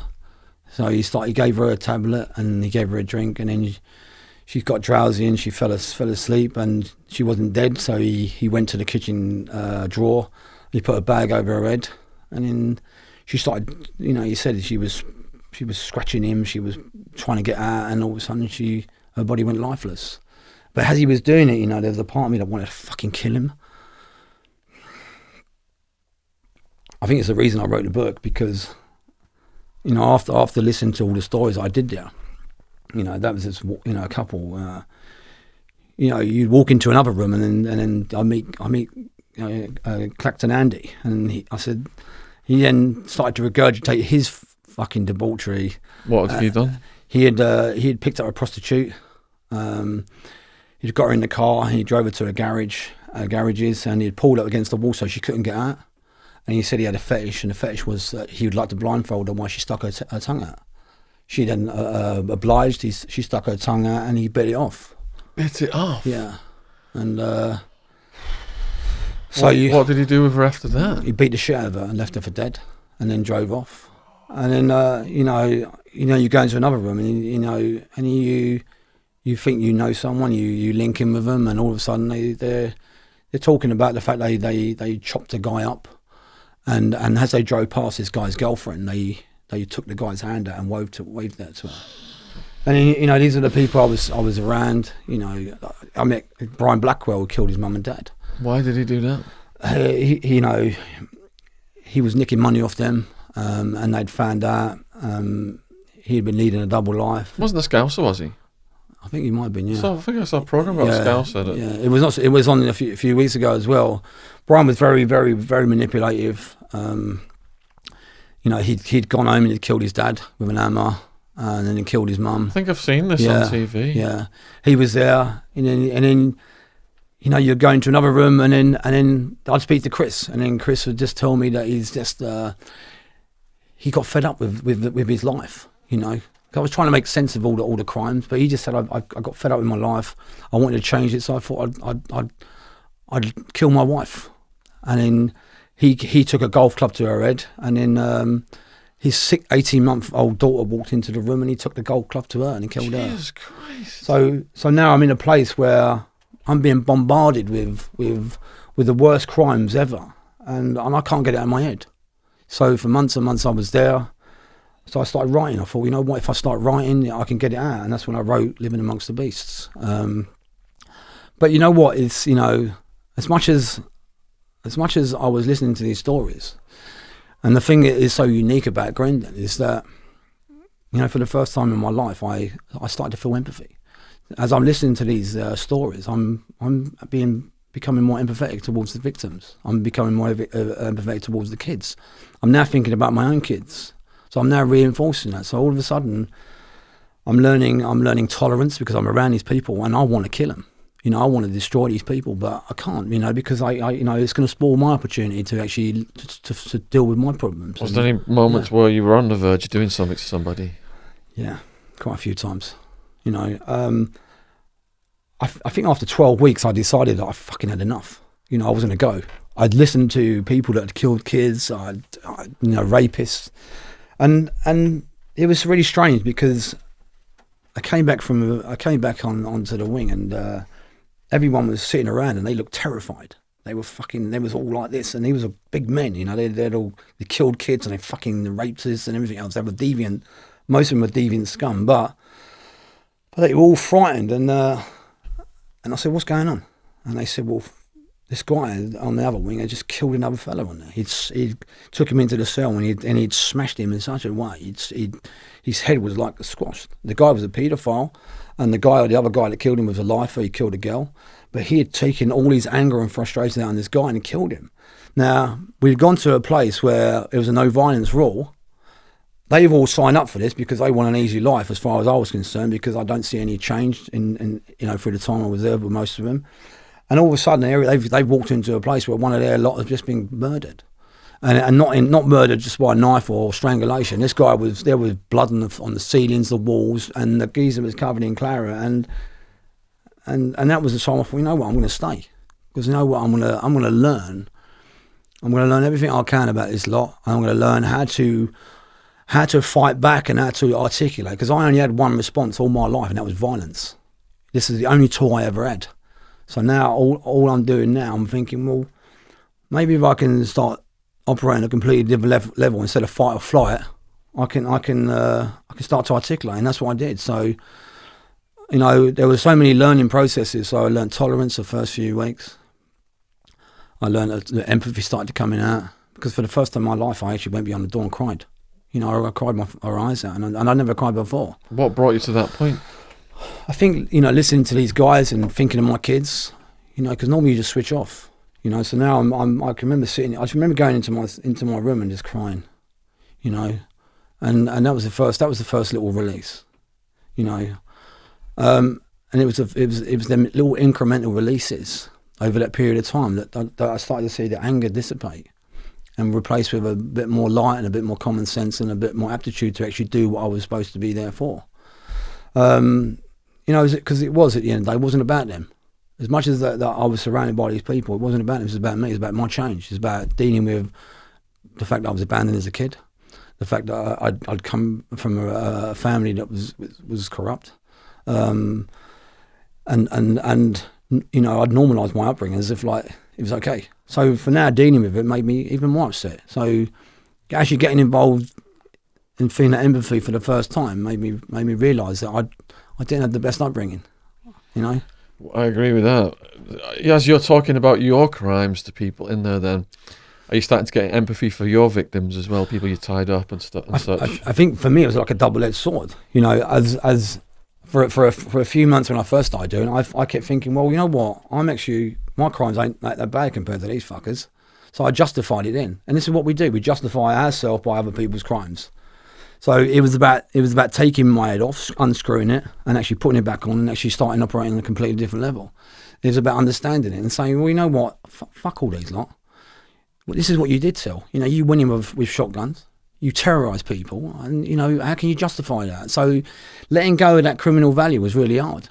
You know, because I stayed by this criminal value and this belief that I was doing the right thing all my life. So to actually come to terms with the fact that I destroyed lives, I destroyed my kids' lives, every single relationship I've ever had, and coming to terms with that, but also trying to understand it. So where I've been self-medicating for years and years and years, and no matter what I did inside, rehabilitation-wise, I still went out at it, still went out and started drinking, still went out and committed adultery and everything else. I was now working on issues I'd never explored before. So, and I just started operating on a completely different level. Instead of fight and flight and attack, I was now articulating responses. Instead of being sarcastic, I was actually talking. So, but it worked because of who was there. It wouldn't work any other way, you know. So I was doing things that were contrary to what I would normally do. And for me, is it was fascinating. I found it really fascinating. I think it was rewarding, but it was also destroying me mentally, because I had all these visions in my head. I'd go to sleep and I had a real good desire to change, because I didn't want to live this life no more. But I also saw a lot of deception there from certain inmates, who I feel that would never change. So there was that, and I was in doing therapy with people that I knew were lying, But it was a constant battle with just doing it, and doing the therapy, because every time I did it, it let a bit of anger out, let a bit of emotion out. And when you start getting in touch with your emotion, you start crying, you start empathizing, and you start thinking about things, and you do change. I don't believe that Grendon is will stop people from committing crime. I don't believe it's the medicine that fixes everything.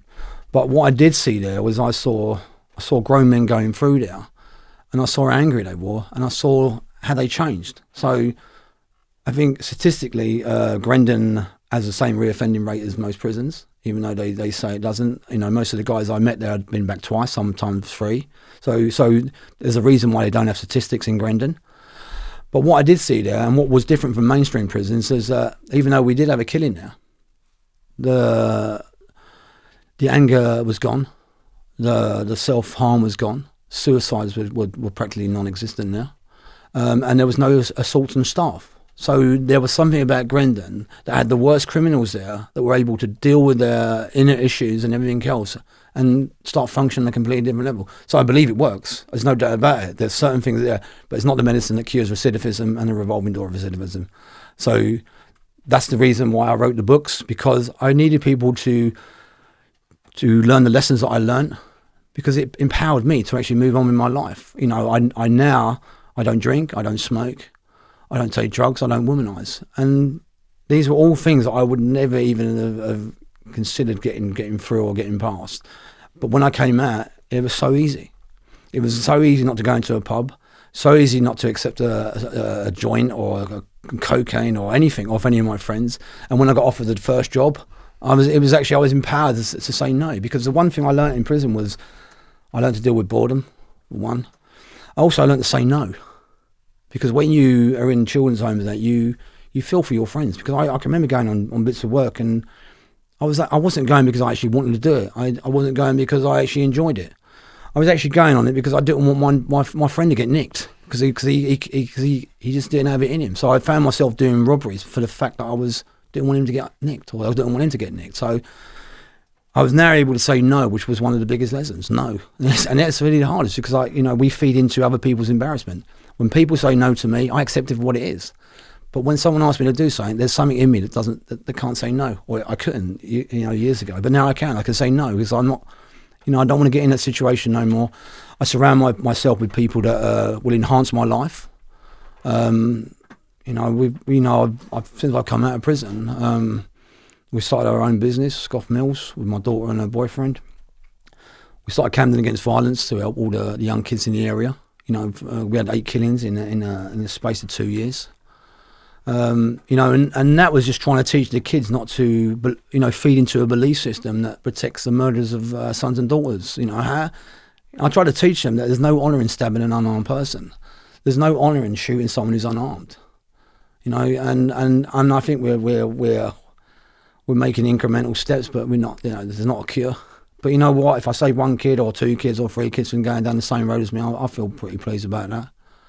I also started the Band of Brothers, brought it to the area where we got lots of guys in the area that isolate themselves. So we bring them together. They got real good life experiences, and we train them as mentors, and through the Band of Brothers organisation, and they then give something back, some of their knowledge. So it's really good. And also an ambassador for the Forward Trust, and that's about helping ex-offenders and educating employers.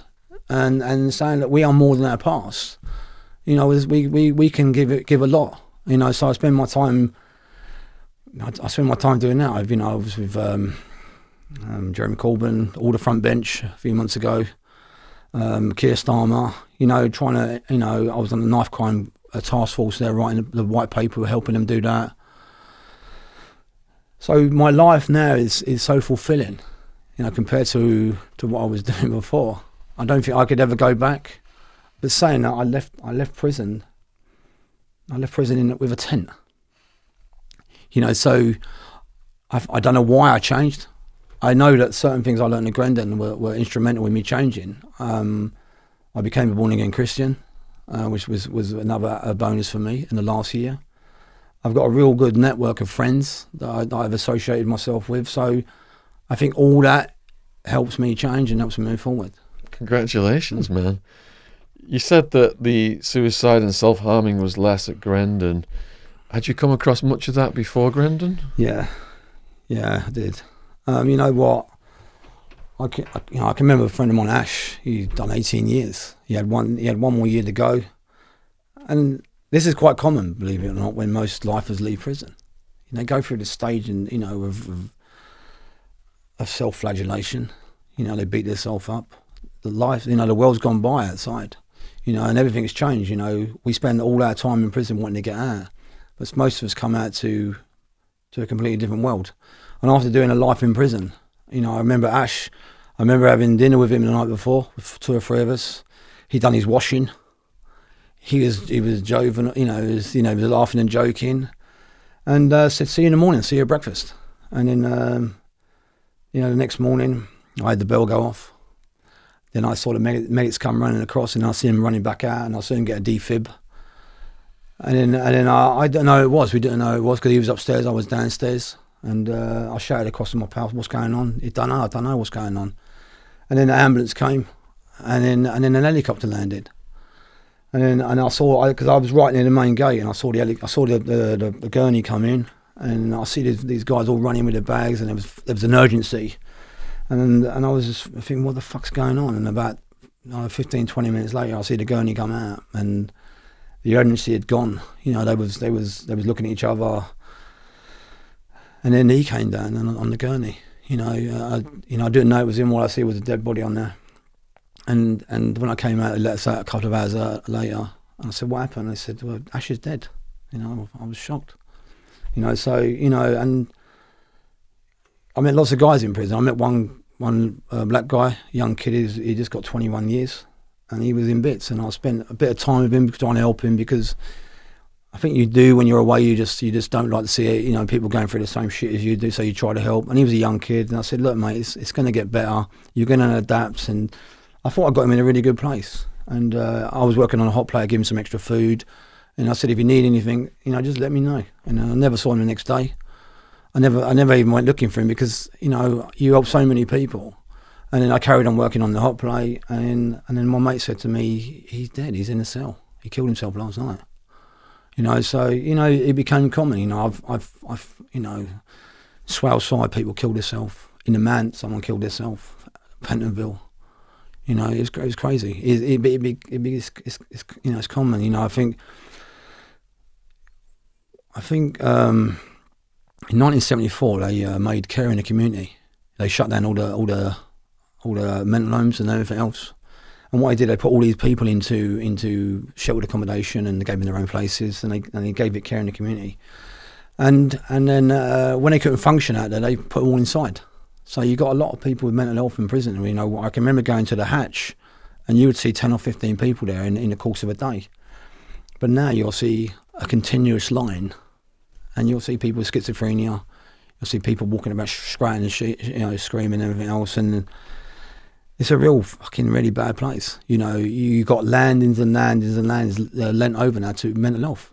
And they're all mixing together. And the thing is, it's like a time bomb. You've got guys that will stab you in the face for no other reason than that they're paranoid.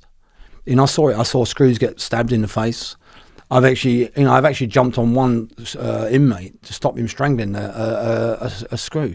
He was on spice at the time, so I knew the screw. Normally I wouldn't have done it. It's only because I'd done Grendon that I actually helped him.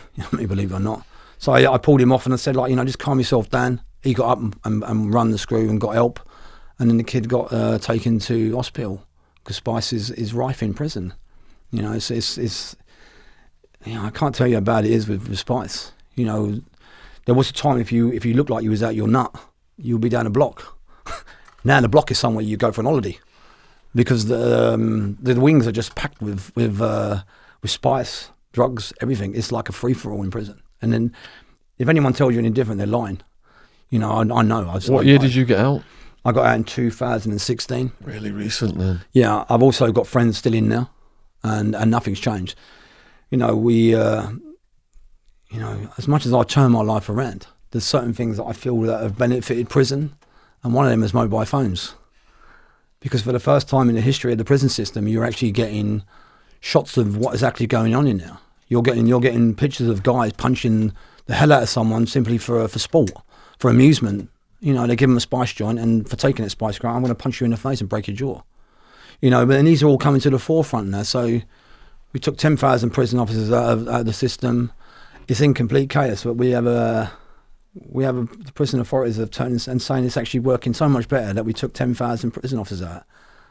It's just like, you know, and most landings you go inside prison, the experienced SO on that landing now has got 18 months experience, which is crazy. So I think that's the reason why we've had so many riots in the last couple of years. There's a lid on it now. It's been privatised. It's not functioning as it should. Rehabilitation is not.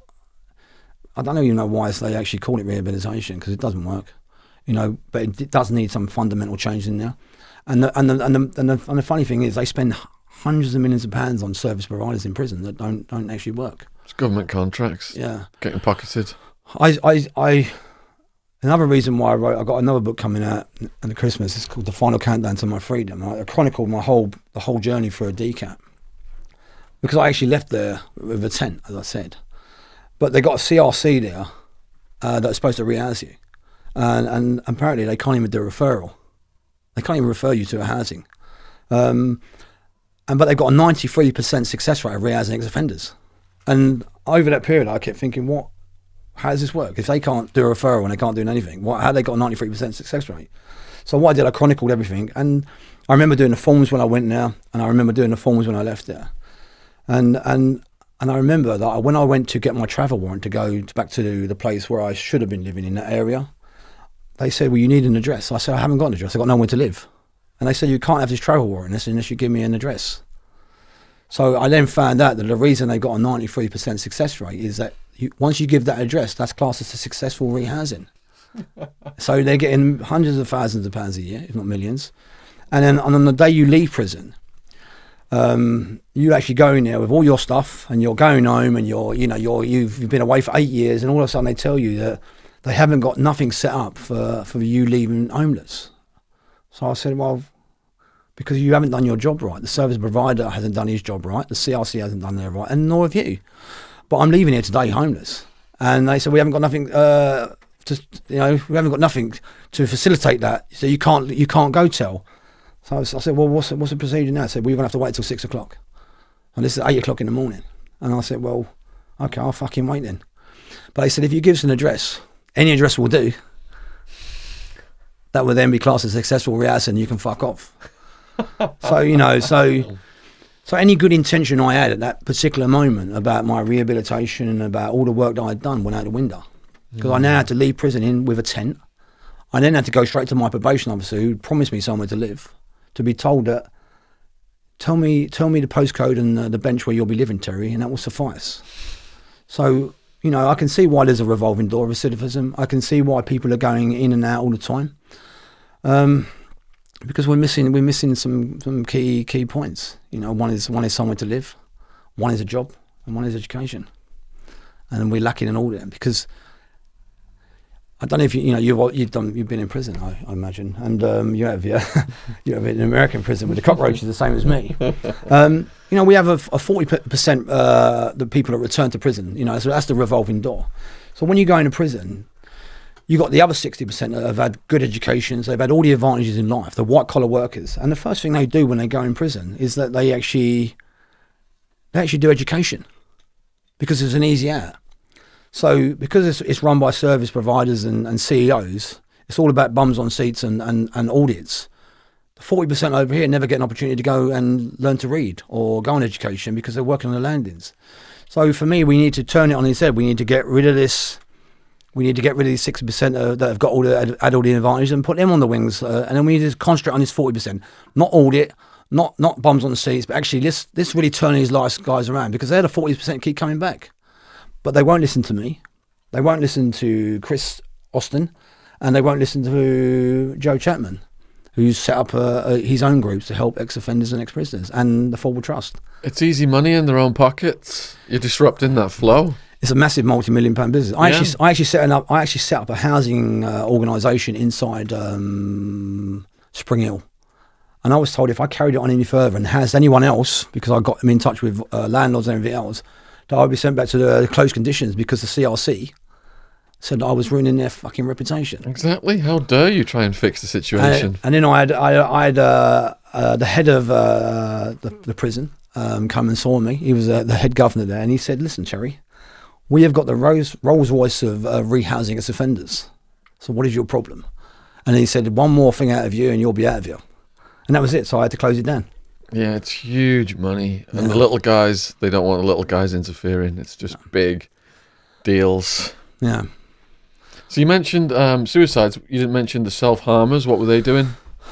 People spill out in different ways. I think we all suffer for, when you do a long sentence, you suffer a little bit. Some guys cut up. I can remember I suffered a few times. You get to a point in your sentence and you think, this ain't ever going to end. This ain't going to end. Everyone's getting older. People are dying outside. Your kids are moving on. They're getting married. They've got kids. And all of a sudden you're sitting there and you this is no end to this sentence. And then you find yourself shutting all the curtains in your cell, blacking everything out, turning the telly off, and putting the same music on time and time again and reliving the misery of because it takes you back there. That's a sort of depression. That is depression. And I know I went through that a few times. So it was about learning that, about having coping strategies, and how do I get out of that. And then I see guys that chopped off their fingers. Chopped off their fingers. Yeah. I know one guy. Was that depression, mental illness, or? Yeah, I think that was more mental illness, because he had a history of cutting bits off his fingers. He had on his hand, he had all bits cut off the tips and everything else. And there was nothing they could do to that, because he'd get a razor blade and do it. So there was nothing now. I had one guy cut his dick off. Dick off? Yeah, in Swell Side. What was his situation to do that? He had serious mental problems. My mate was a listener, Chris. He actually went out. And he came back and said, "You won't fucking believe what just happened." He said, "I've gone in there and just cut his fucking dick off." And were they able to put it back on? I don't know. Like Bobbit, remember Bobbit? Yeah, I think, unless there was a contract for a dirty magazine for him, I imagine they would. But these guys have got mental health problems. I said, they're all through the system. They've been criminalised because of mental health.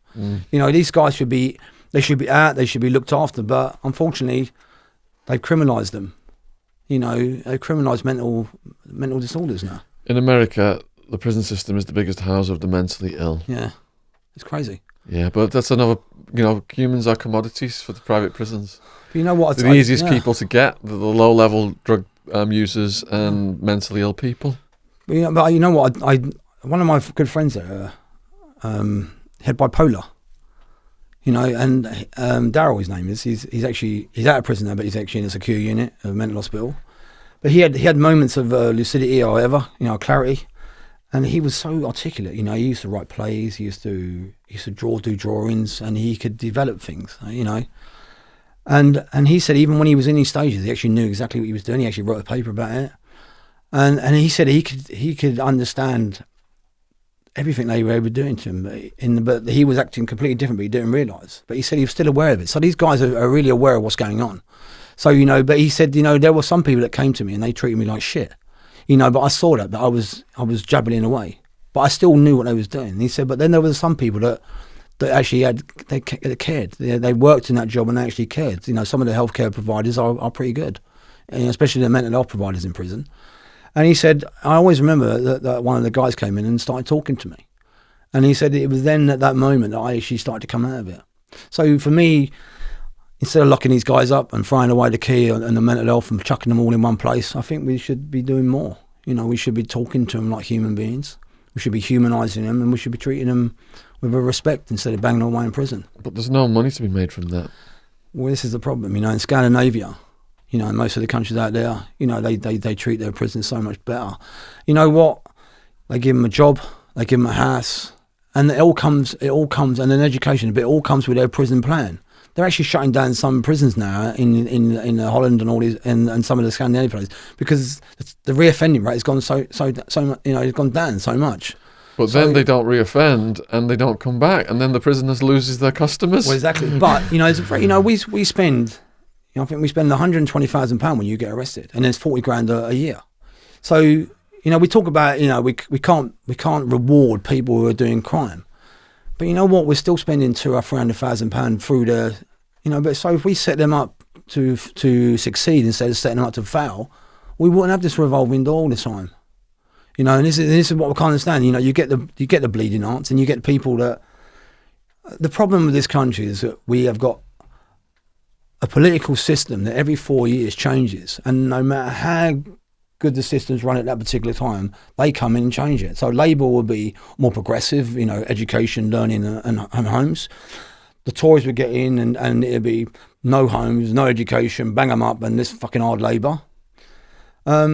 We need to have some joined up thinking. We need to get politics out of it. We need to let the governors and the prison staff actually run the prisons, because they're the people that actually know. Because every for all the time I was in there, you got the Goves of this world would come in, the Greylings would come in, and for some reason they'd stop you having stamps or they'd stop you having books, and you think, what has that got to do with rehabilitation? Well, some of the Scandinavian countries have took it out of the hands of the politicians. Yeah. They have independent people. It's been really successful. Yeah. They could solve it, a lot of this overnight by ending the war on drugs, having people in prison that are not low-level drug offenders, helping people with addiction issues, all that kind of stuff. But it would put them out of work. We know that. Mm-hmm. So knowing it, we need to turn those heads. Hundreds of millions of dollars and pounds are being spent. Which are taxpayers' money. Surely if you had a business and you wanted value for money, you would not throw it into a bottomless pit like prison. The justice system in America is one of the biggest employers in the world now. Yeah. So you got prison guards unions lobbying for tougher sentences. We talk about tougher sentences. In some states in America where they've got the death penalty, the actual rate of murders is 101% higher than most states that ain't got it. So it's not deterrent. Harder sentences are not deterrent. The death penalty is not deterrent. But rehabilitation and turning guys, giving the guys some self-worth and turning their lives around is a success. Yeah, I agree. What about dirty protests? Do you know what? I can remember being in Ashford, and I had this vision of, I remember watching Bobby Sands, the dirty protests, and I remember I was 17. I just had an head bite of the screw in Ashford, and then when I got back, I got beaten, so I decided to do a fucking dirty protest, and I shitted in the pot, and I picked it up and tried to smear it, and I thought, fuck this. It stunk, and I fucking washed my hands, and I thought, fuck that. You need to be a certain sort of person to actually do that. I'm not lying. There were some down there, they done the quarter of the wall, some done half the wall. You have to be at rock bottom to actually live in that. And I take my after all them guys that done them smear protests, because they were fighting for their rights and their freedoms and their political beliefs. So I have to, you have to take your hat to people that have got that mindset. I tried it, and I swear to God, I like cleanliness. I'm OCD. I like a clean cell, clean nails, and clean everything else. When were you most at rock bottom? I think there's so many times. You look at when you go in prison, you look in the mirror, and you see yourself young. And a couple of years later, you'll see yourself going bald.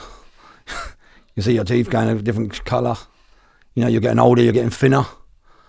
And people go home. And that's when the realisation, the first 3 years in prison are really easy because it's all new. And then the next 3 are the same. And then you look at the next 3 coming, and you just think, fucking hell, man, is this ever going to end? Unless you're strong and you're resilient, and, you do get through it, there's no doubt about it. But, there are moments when you're sitting in there 24 hours a day, and you just sit there. I can sit in a cell for 24 hours and just sit in a position, not having to walk around, nothing, and just watch the time go by. And I remember when I first went into prison, I had to be outside the cell. There was a time when I wanted to be out, and there was a time when I felt the most secure when I was banged up. So it was crazy, it was really crazy. But I felt safe when I was banged up because of the violence, all the madness that came with that. Because you never knew what was going to happen every day of the week. You know, guys, mental. You'll come out one day, the guy could have an argument with his girlfriend.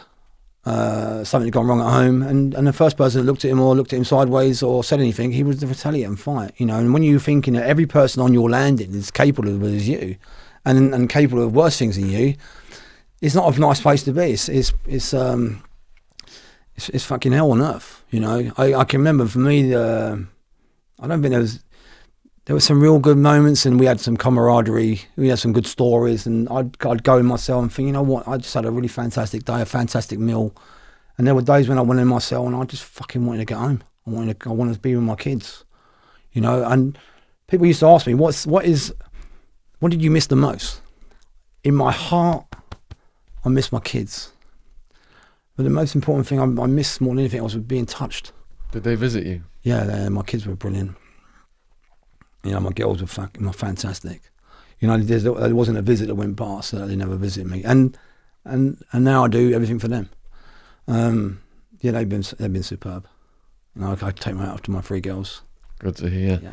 Pass me that middle book. I'm going to hold this up. Is there anything you'd like to say in conclusion to the people watching this video? You know, I spend all my time going around to schools and community centres, and for me it's about telling people to start talking. You know, just to discuss their problems, to talk to someone and get rid of that anger, to stop self-medicating and deal with their problems. Because once you deal with it, you can actually move on with your life, and you can create a better life, not just for yourself, but for your family. But I know guys now that just refuse to do it, and they're still stuck in the same old rut. They're taking drugs, they're drinking every day. And the only time they ever really grow up is when they have an heart attack. And that's when that realisation comes in. So for me, I think it's just about telling people to empower themselves, to talk about things. And because if you don't, you're just going to stay where you are. You can't move on. It's a really good message, Terry. So if you want to check his books out, all his links are in the description box below this video. This book details much more of what happened in Grendon, where he was living with these offenders that were doing a variety of savage crimes. If you want to get more details about that, check this one out. And then do you want to lift the other one up, the blue one? The blue one, we've got HMP. We've got HMP there, and that's the inmate's guide to prison. So, are you on Facebook, Twitter, all those? Yeah, I'm on Facebook, and I'm on Twitter. Twitter Terry Ellis 992. I'm on Instagram Terry Ellis 992. And I'm on Facebook at Terry Ellis, and also Living Amongst the Beasts, Your Views Matter, a little group I set up. You know, with the book, you know, I said when I went into prison, you know, I never had any faith in therapy or anything, but I know that if you take the lessons from this book, the incremental lessons and the epiphanies that I learned all the way through it, you have no other course of action to go apart from deal with your problems. So that's the reason I wrote it. One was to get it out of my head. One was to actually educate people and show them that they can turn their lives around. You know, so there's so many learning stories in it, and it's been received in America, Canada, Dubai. We've had letters from all around the world. We get messages all the time, and saying how much it's changed people's lives, because now it's empowered them to talk. It's actually empowered a few people to actually go to the police and actually talk about their abuse as well. So you know what? I never expected that. But so for me, that's been the most rewarding thing, because it's empowered so many people to look at people that have done the most heinous things and to see them for what they really are. They're cowards, some of them. Shooting an unarmed person is a coward. Stabbing someone's a coward. Killing a young kid, you're a coward. Being a paedophile, you're a coward. But knowing that and reading my book, once people know that, it empowers them, because when these people get abused, we have to remember they're kids. They're young kids. You know, and they always look at their abusers as these big people. And even when you get to 20, 30 years old, you still in your mindset see this person as a big monster. So it's about turning that monster upside down and showing his colours. And once you realise that the insecurities that they have and they're not worth that invading your space, and that you shouldn't give them any oxygen again, hopefully it will empower you to actually move on with your life. Yeah, it's a waste of mental energy to be focusing on them. So please let us know in the comments below this video what you've thought of it. Huge thank you to all the new subscribers. Subscription logos in the bottom right hand corner. Huge thank you to people who've donated so we can produce podcasts in the studio. Donation links are down in the box as well as all our socials and everything else we are doing on here. All right, give me a hug, man. This was brilliant. Yeah, cheers, Terry. Thank you, brother. Thanks for coming on. Yeah, Awesome, thank you. brother. Yeah, well done. I appreciate it. Yeah.